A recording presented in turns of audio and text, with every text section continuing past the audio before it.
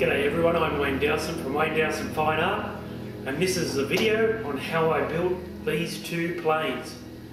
They're Guillows kits. I did a few things differently, so let's have a look.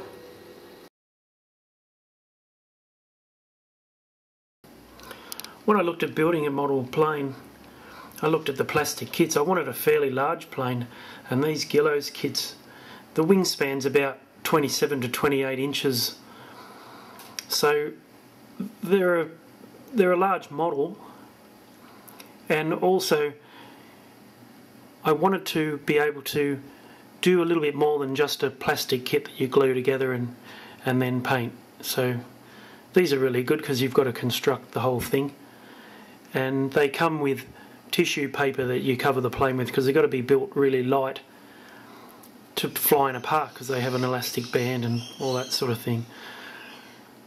But I wanted a model a static display model, so I covered it in balsa sheets. So what you see there is that the frame of the plane, you know, you glue it together. There's a set of plans, and things like the undercarriage there, where the wheels go up into the wing. I needed to do that myself, so there was a lot more work involved. But you can see there, I found that the sheets of balsa wood are fairly rough, so then I come up with the idea of fully covering the thing in wood putty, and then you can water that down and it strengthens the balsa even more. So I put the whole thing together bit by bit. This was the first plane that I made, so you know, I was covering new ground. I didn't know whether it'd work out or not, but I used balsa wood sheets about 1 mil thick. A lot of planning. The plastic parts come with the kit, so they had to be married up to the timber parts, all glued together. But then you can get, where the wing meets the body of the plane, you can get a nice rolled edge, just using your finger and some water.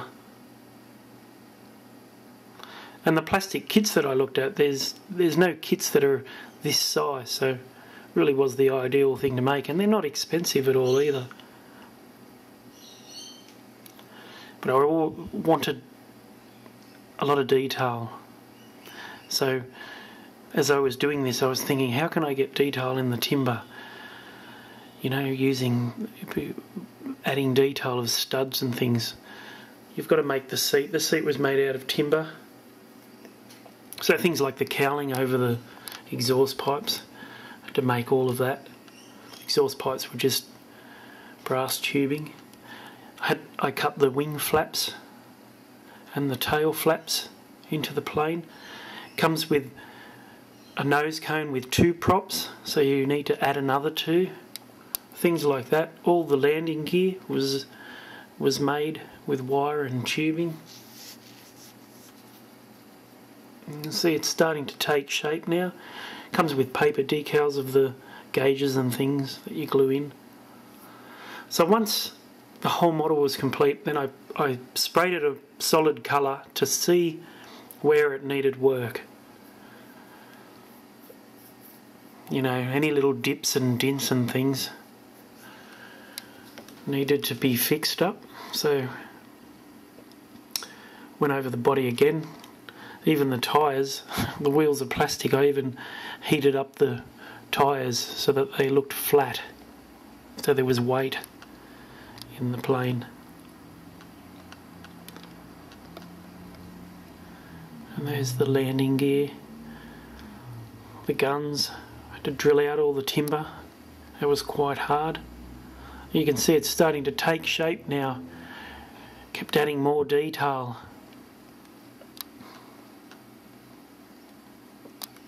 So once that was done, it was sprayed an enamel silver, and there's a good shot of all the rivets, and that's a little tool, a little wheel, a spiked wheel that you roll over the balsa, so it was easy to get all that detail in it.